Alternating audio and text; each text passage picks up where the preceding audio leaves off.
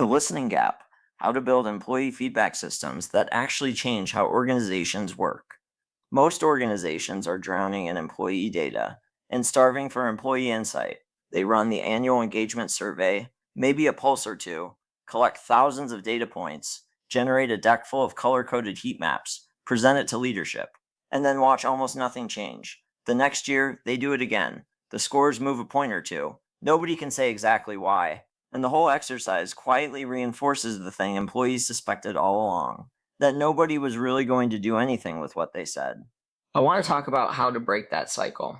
Not with a better survey tool, not with a more sophisticated dashboard, with a fundamentally different way of thinking about what employee listening is actually for. Here is the uncomfortable truth at the center of this work. The problem was never that organizations could not collect feedback. The problem is that collecting feedback and acting on feedback are two completely different organizational capabilities, and most companies have invested heavily in the first while building almost nothing of the second. I have spent 15 years inside this problem. I have built listening systems for organizations with active collective bargaining agreements, where the gap between what employees said and what the organization did had real labor relations consequences. I've run feedback loops inside a global product and engineering organization where the volume of signal was enormous and the challenge was separating the meaningful from the noise. What I have learned is that highly engaged employee listening is not a survey practice. It is an organizational design discipline. And the organizations that figure this out are going to have a structural advantage in a labor market that keeps shifting underneath everyone's feet. Why most listening programs fail before they start. Walk into almost any mid to large organization and ask about their listening strategy, and you will hear about their survey. The annual engagement survey may be a quarterly pulse. They will tell you their participation rate, their score, and how they benchmark against their industry. What they will almost never be able to tell you is what changed last year as a direct result of what employees said. This is the failure mode, and it is nearly universal. Organizations treat listening as a measurement activity when it is actually a trust activity. The survey is not the product. It is the opening move in a conversation, and a conversation where only one party ever speaks is not a conversation. Here is what happens psychologically inside an organization that listens without acting. The first year, participation is high and the feedback is rich because employees believe their input might matter. They tell you real things. Then they watch. And when the answer is that a deck got presented and a few vague commitments got made and nothing in their daily experience actually shifted, they recalibrate. The next year, participation drops. The feedback gets shallower, more guarded. That is the trust signal screaming at you. People stop telling you what they actually think because they have learned that telling you costs them effort and changes nothing. By year 3, you have trained your workforce to give you exactly the kind of feedback that is least useful: safe, surface level, and disengaged. Then leadership looks at the declining participation and concludes that employees do not care about engagement, when in fact employees learned precisely the lesson the organization taught them. The participation rate is not measuring engagement. It is measuring whether employees believe you will do anything with what they say. That is the first thing I work to change when I come into an organization. Not the instrument, the relationship. Listening is a system, not an event. The single most important shift I help organizations make is moving from listening as an event to listening as a system. An event has a beginning and an end. The annual survey opens, employees respond. It closes, a presentation happens, and everyone goes back to their actual jobs until next year. A system is continuous. Signal comes in constantly through multiple channels, gets interpreted on an ongoing basis, feeds into decisions as they are being made, and produces visible action employees can connect back to what they said. That difference is the difference between a program that builds trust and one that erodes it. A real system requires channel diversity. The annual census is the comprehensive measurement. The thorough physical exam once a year, valuable for its completeness and comparability rather than its score. Pulse surveys are the more frequent vital signs, short and targeted, tracking movement on the variables that matter most. Life cycle surveys capture the high-stakes transition moments, the first 90 days, a promotion, a manager change, the exit, which are dramatically underused and produce some of the richest signal you will ever get. A new hire at day 45 sees things with fresh eyes that longtime employees have lost. And the always-on channels, open feedback, manager one-on-ones, skip levels, employee resource groups, are where listening stops being a survey practice and becomes an organizational capability. No single channel tells you the truth. The truth emerges from the pattern across channels. When the census, the pulse data, the exit interviews, and the manager conversations all point the same direction, you have found something real. When they conflict, the conflict itself is information. When I build a system, I do not turn on every channel at once. I sequence them based on what the organization can actually handle, usually starting with a strong census to establish the baseline, then layering in targeted pulses, then lifecycle surveys, then the always-on channels as capability and trust mature. Turning everything on at once generates more signal than a low-trust organization can process and act on, which brings you right back to the listening gap, the analytics discipline, turning messy data into real signal. Let me be direct about something that does not get said enough. Most of what passes for people analytics is decoration, not decision support. It is a dashboard that looks impressive and changes nothing. It is fake precision, numbers to 2 decimal places to create the impression of rigor, while obscuring a methodology that cannot support the conclusions being drawn. Real people analytics is different, and the difference starts with what you are actually measuring and why. When I analyze listening data, I am not trying to produce a number. I am trying to answer a question, almost always some version of this. Where is the system failing people, and what would it take to fix it? The engagement score is not the destination. It is a symptom, and the job is to diagnose the underlying condition. The first analytical move is disaggregation.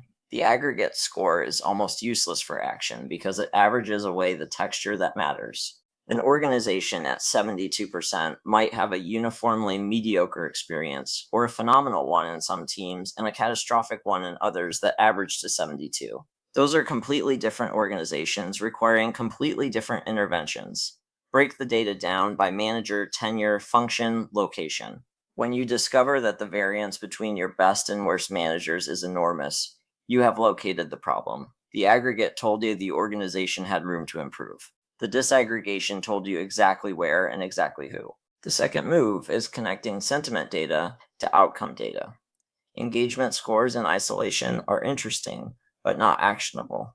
Connected to attrition, performance, internal mobility, and productivity, they become a business case. When I can show that the teams with the lowest psychological safety are also the teams with the highest regrettable attrition, and that the cost is quantifiable and significant, I have transformed a soft HR metric into a hard operational signal with a dollar figure attached. That is the work that earns HR a seat at the table where decisions actually get made. The third move, and the most sophisticated, is identifying leading indicators rather than lagging ones. Attrition is a lagging indicator. By the time someone shows up in your turnover data, the decision was made months earlier. The real value is in the early signals that predict the outcome while there is still time to intervene. Declining one-on-one frequency, dropping participation in optional activities, a shift in the language people use in open-ended responses, a decline in internal mobility applications from a particular team.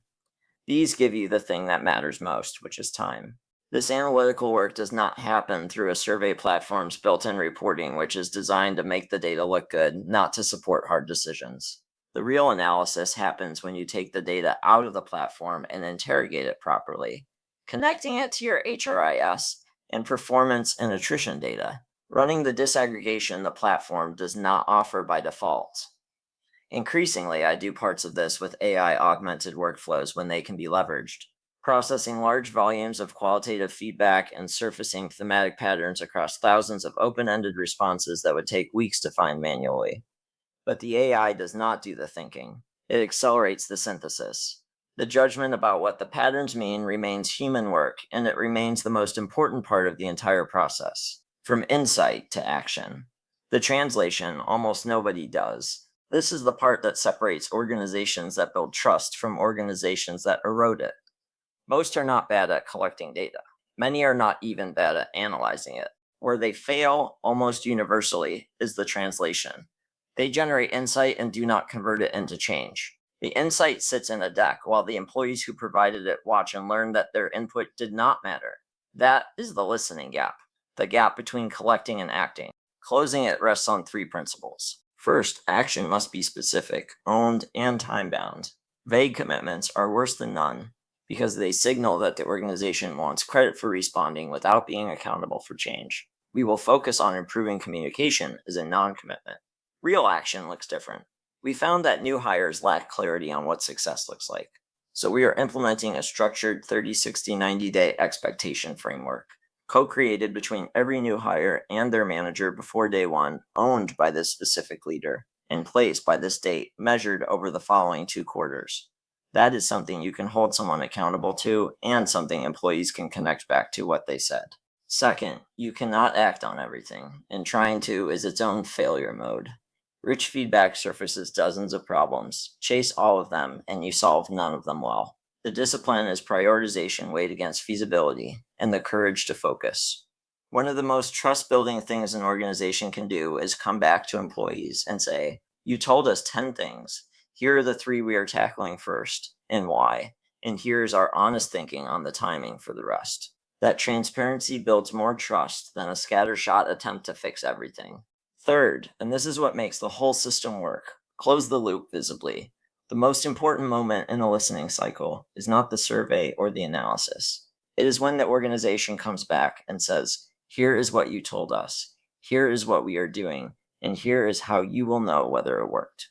This is the single most neglected step in almost every organization I've worked with. They run the survey, analyze it, make decisions, and never draw the line from employee input to the resulting change. So even when they do act, employees never realize it.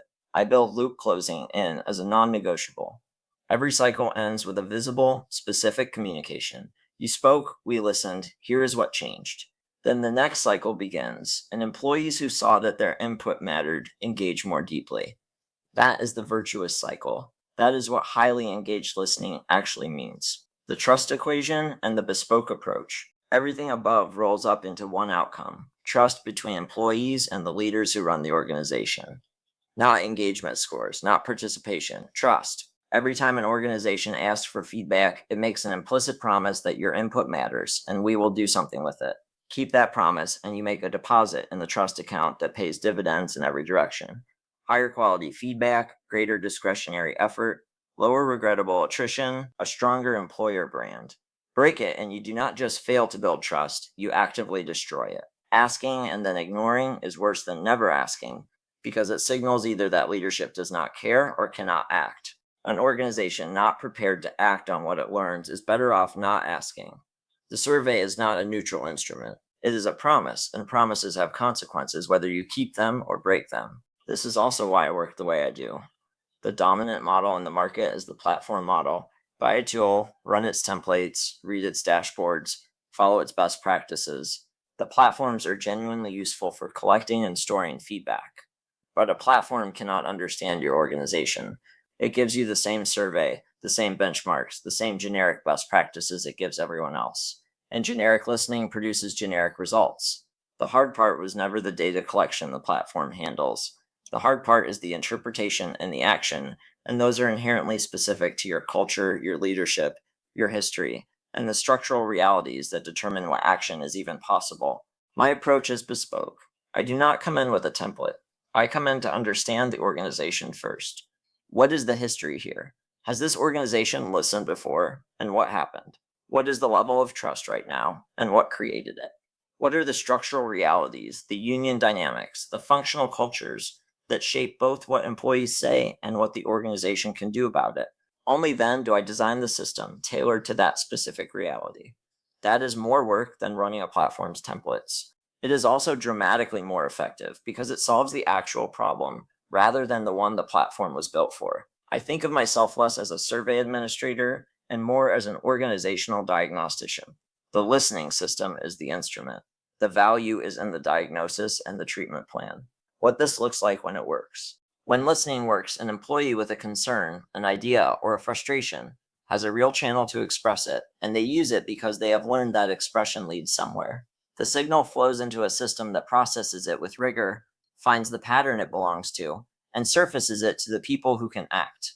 Those people make a real decision, owned and time-bound, because the data gave them a clear picture of a real problem. The action happens, the employee sees it happen, and the organization comes back and says explicitly, "You told us this, and here is what we did."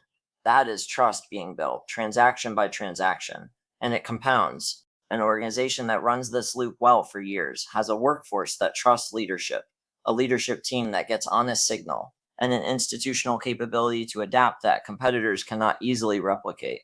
The engagement scores, where most organizations start and stop, are just the surface indicator of something much deeper. This is the work. It is not a survey, a dashboard, or a platform. It is the deliberate construction of an organizational capability to sense and respond to the people who do the work, built on trust, powered by analytical rigor, and focused relentlessly on translating insight into achievable action. Because an organization that truly listens and truly acts on what it hears is one where people can do their best work, not despite the systems around them, but because of them. And in the end, that is what all of this is for. Soule is an HR executive and people operations strategist who helps organizations build employee listening systems that translate data into action and build trust between employees and leadership. He writes about people operations, organizational design, and the future of HR at Soule.net and through the Practitioner Files at thepractitionerfiles.com.